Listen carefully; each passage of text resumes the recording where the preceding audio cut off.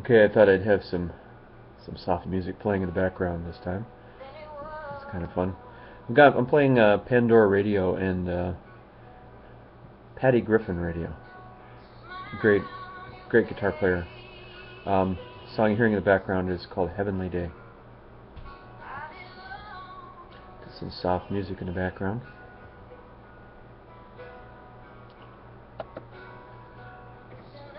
Today I wanted to continue my conversations about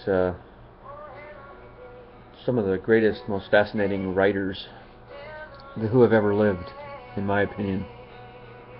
We'll turn this down a little bit here. So, this is cool, huh? Look at this. This is my iPhone 3, by the way. Cool stuff, huh? Okay, we'll turn that down a little bit, but yeah, I want to continue the series on the great authors. Philip Roth is a fascinating guy. He quit writing just recently. He announced to I think it was the New York Times, he announced that he was not going to be writing anymore. Just has not. He's like 79 years old, and he's thinking, well, he's just out of creative ideas.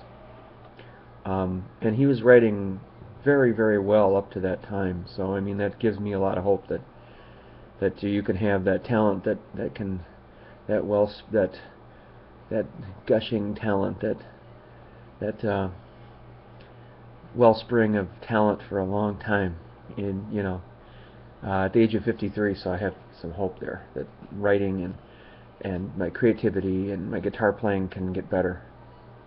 It's that creative part of myself that I seem to cherish so very much right now, and something I need to share with the world that I'm really not.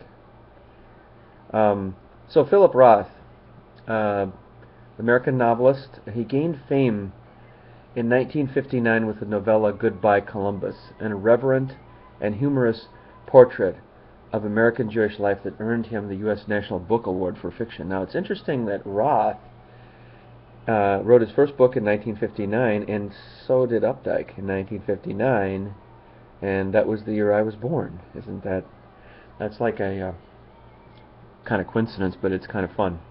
Two of my favorite authors were born on or wrote their first book. Their first books were born on my birthday year.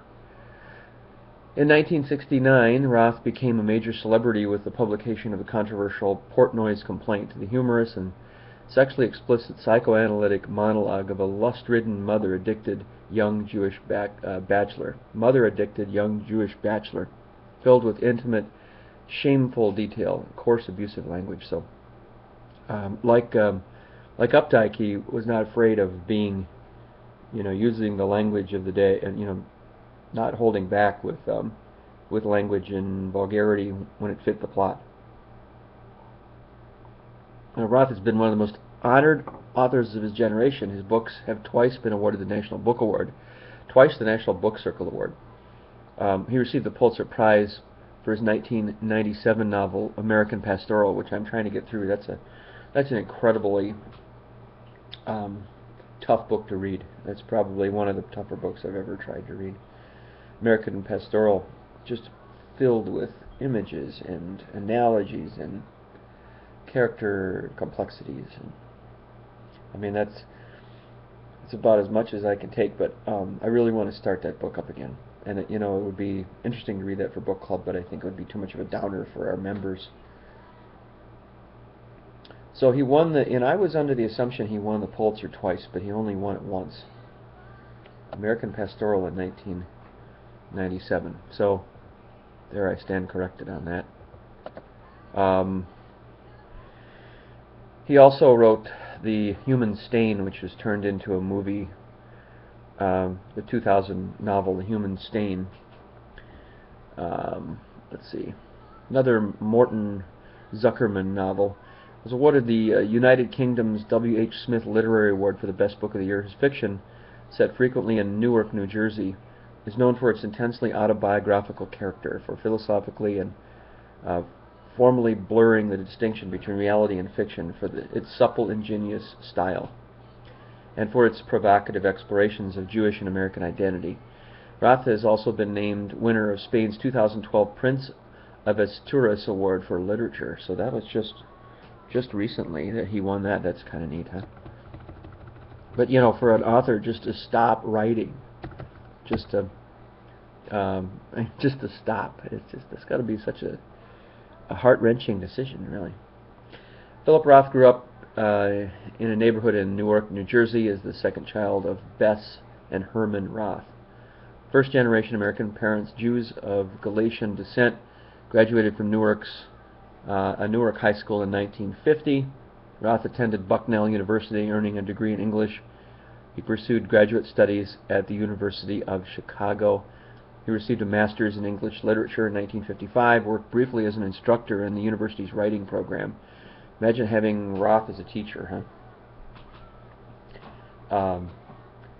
And you know, you'd ask him, how much do you reveal in a novel? He would say, well, just reveal everything. He continued his academic career at the University of Pennsylvania, where he taught comparative literature before retiring from teaching in 1991.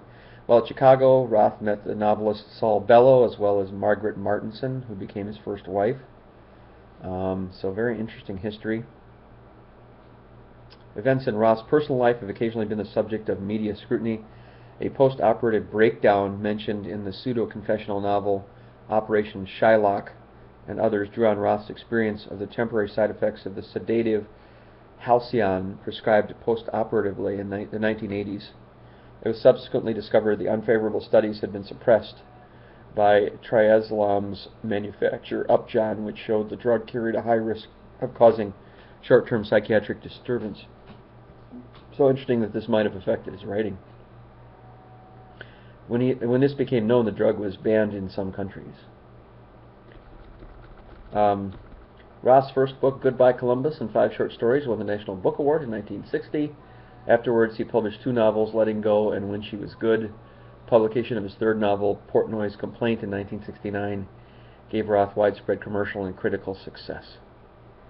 During the 70s, Roth experimented in various modes, from the political satire Our Gang to the Kafkaesque The Breast. By the end of the decade, Roth had created his alter ego, Nathan Zuckerman, in a series of highly self-referential novels and novellas that followed between 1979 and 1986. Zuckerman appeared as either the main character or an interlocutor.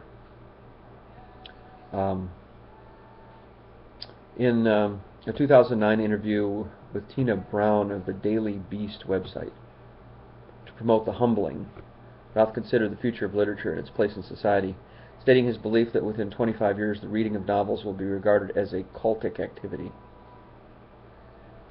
I was being optimistic about 25 years, really. I think it's going to be cultic. I think always people will be reading them, but it will be a small group of people. Maybe more people now read Latin poetry, but somewhere in that range. Maybe more people than read Latin poetry, but somewhere in that range. To read a novel requires a certain amount of concentration. You have to devote a large portion of your day. You know, even with this book club that I do, that takes. Like, where am I going to find this block of 12 hours? You know, I mean, it really is. I mean, it's true. It's really true. You have to be honest with that. To read a novel requires a certain amount of concentration, focus, devotion to the reading. You have to really be into it. If you read a novel in more than 2 weeks, you don't really read the novel. So he says, I think that kind of concentration and focus and attentiveness is hard to come by. It's hard to find huge numbers of people, large numbers of people, significant numbers of people who have those qualities. I mean, to read a book like American Pastoral and really, really absorb it all, that's a huge, huge task. When asked his opinion on the emergence of digital books and e-books, he says the book cannot compete with the screen. It couldn't compete in the beginning with a movie screen. It couldn't compete with a television screen. It can't compete with a computer screen. Now we have all those screens, so against those screens a book could not measure up. So let's say I'm thinking, okay, I could read this book that I have by Paul Kurtz, or I could try American Pastoral, or say I could watch Boardwalk or Dexter. or I could watch the Big C or HGTV. How much more of an easy choice is that? That's a huge easy choice to make. Huge easy choice. And with a book, you really have to be like gung-ho, dedicated, almost, dare I say, type A personality. Type A personality to get through a book and really say, I'm going to do this. It's going to get done. I know I've struggled getting my book club books done. I mean, I'm 3/4 through, half through, and I'm reading the final night. In an interview, this interview, as Pastoral we mentioned, not the first time Roth expressed pessimism over the future of the novel. Talking to the Observer's Robert McCrum in 2001, he said that, quote, I'm not good at finding encouraging features in American culture. I doubt that aesthetic literacy has much of a future here in the United States. Wow, that's a huge comment there. In October 2012, in an interview with the French magazine Les Irrecuperables, Roth announced that he would be retiring from being an author. So that's what that was the New York Times, but it was just this French, little-known French magazine that he leaked the information to. Much of Roth's fiction revolves around semi-autographical themes, sort of self-themes, while self-consciously and playfully addressing the perils of establishing connections between the author Philip Roth and his fictional lives and voices, including narrators and protagonists such as David Kopesh and Nathan Zuckerman, or even the character Philip Roth, who appears in the Plot Against America, and of whom there are 2 in Operation Schlock. In Roth's fiction, the question of authorship is intertwined with the theme of idealism. A secular Jewish American son who attempts to distance himself from Jewish customs and traditions, and from what he perceives as at times suffocating influence of parents, rabbis, and other community leaders. Roth's fiction has been described by critics as pervaded by a kind of alienation that is enlivened and exacerbated by what binds it. Roth's first work, Goodbye Columbus, featured his irreverent humor of the life of middle-class Jewish Americans. It was met by controversy among reviewers who were highly polarized in their judgments.